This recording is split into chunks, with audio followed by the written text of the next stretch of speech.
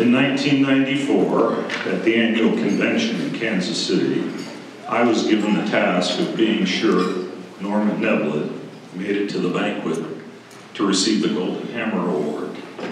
In those days, you didn't know in advance. I told him I would meet him in his room at 6:30 and we would go down together. My wife Cindy would save us a table. At 7:15, we were still in his room. Norman was sitting in a chair, in his underwear, being quiet and reflective.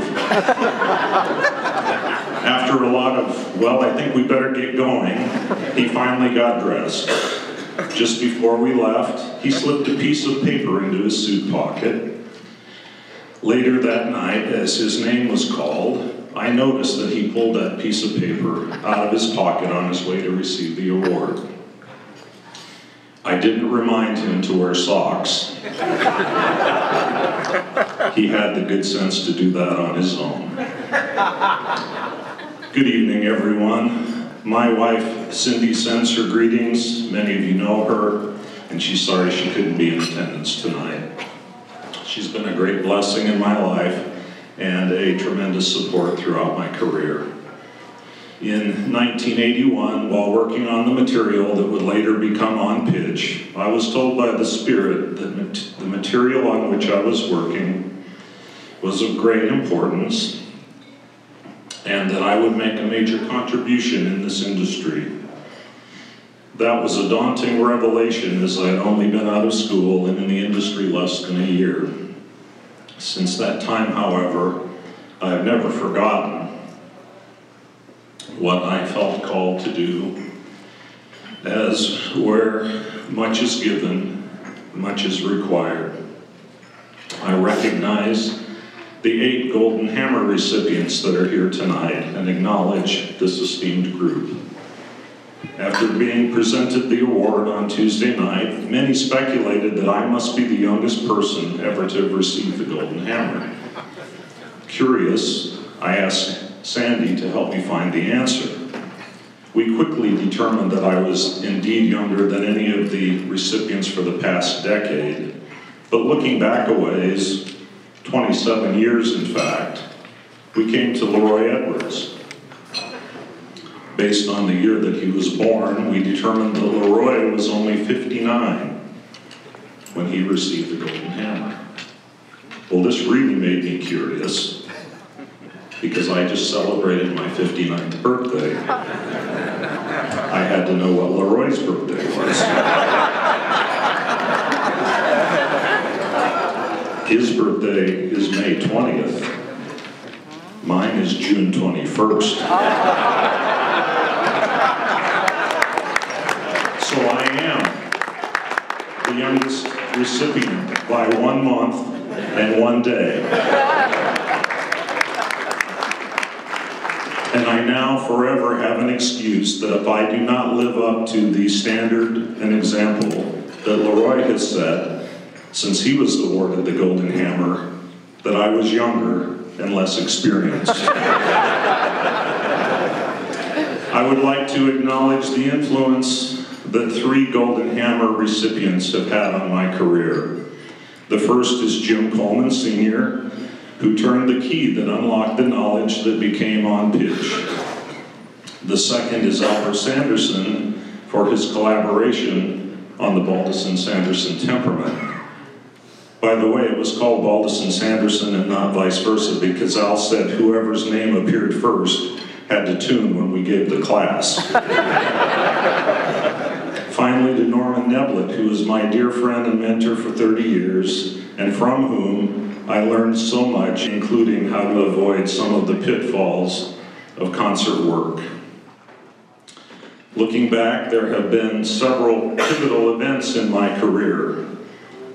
I was invited to attend a Baldwin training seminar in Aspen, Colorado, where I met Jack Crefting, who worked for Baldwin and was also the journal editor.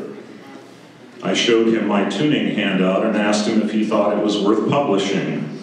He did, and this led to the On Pitch series, and my later becoming assistant editor and later tuning editor of the journal. I became the concert technician for the Utah Symphony, and this opened the door for training with Bill Garlick and Franz Moritz Steinway. It also opened the door to the Yamaha concert training program with Yoji Suzuki and Leroy Edwards. I helped place a Falcone piano on loan at the Symphony, and this led to my meeting Lloyd Meyer. Through Lloyd Meyer, I had my introduction to Renner, Mason and Hamlin, opening a retail store, and teaching for Renner USA. The heads of Renner introduced me to Paolo Fazioli, which led to my carrying his piano and training with Heiner Sandwald at the Fazioli factory. This later led to my teaching for Fazioli worldwide and handling US technical support. Most recently, my involvement with Renner has expanded to teaching worldwide, as well as giving presentations for the Orson Felt Company. Many of these connections were made possible by associations made through the Piano Technicians Guild. My association with PTG has given me the opportunity to become friends and teach alongside many of the great people in our industry. Beside Jim, Al, and Norm, who I mentioned earlier, they include Chris Robinson, Richard Davenport, Bill Spurlock, Michael Spreeman, and Nick Ravagna. I taught all day today with Carl Thiel, and tomorrow I am excited to teach for the first time with Jude Reveille. As rewarding as these collaborations have been, the friendships I have established have been even more meaningful. I remember with fondness having pizza with Jim Coleman in Provo, Utah, ice cream on the 4th of July in Carlisle, Massachusetts with Al and Mary Sanderson, fishing off the coast of Mexico with Norm Neblett, naming, cooking, and eating lobster with Wally and Vivian Brooks at their home in Connecticut, a week at Lake George with Chris and Karen Robinson, Dave Vanderlip and Kathy Smith, interviewing Norm Neblett with Richard Davenport just prior to Norm's passing, then later planning and conducting Norm's memorial service with Richard. Supported and being supported by Michael Spreeman during some of life's difficult moments. Countless hours of preparing and planning with Carl Thiel, which have made me look much better than I really am. And 33 years of support and encouragement from my wife, Cindy, because of whom everything in my life has been so much better. The theme for this convention has been passing the torch. I was reminded earlier this week that metaphorically, when we pass the torch or knowledge, we increase the knowledge of others while retaining it ourselves. In my mind, I had another image. The Olympic torch is lit and then carried by one who then passes it on to another who, once it is received, carries it and then passes it on again. For each of us, there will be a time to receive the torch, carry it for a time, and then pass it on to another. During Norman's memorial service, I related the top 10 bits of wisdom that he imparted to me over the years. I would like to share them with you tonight. I call them Norman 1 through 10. Verse 1, do not make any major changes to the piano without the artist agreeing to check it before the concert. Verse 2, make friends with the stagehands and security personnel. Do not complain if they have to make a little noise doing their work. Number 3, if an artist has a request, always do something, even if that something is nothing.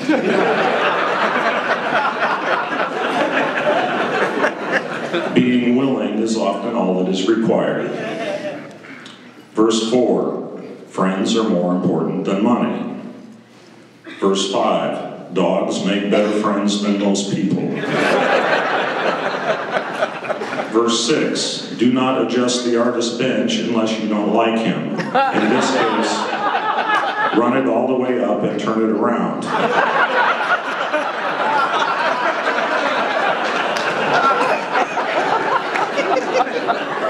Verse 7, do not let the customer's problem become your problem. Verse 8, skillful plagiarism is far superior to inept creativity. Verse 9, be sure the movers put the wire on correctly and that all the pedals work properly. And verse 10, don't believe your own BS. Norm would say bullshit, but that wouldn't be appropriate. Thank you for awarding me this great honor, and my thanks to Nate Rayburn for crafting this beautiful award, the Golden Hammer, the highest recognition bestowed by our organization, where much is given, much is required. So I pledge to continue to carry the torch with dignity and honor as long as I am able, and thereby pass the torch to those yet to come as it was passed to me. Thank you for this honor.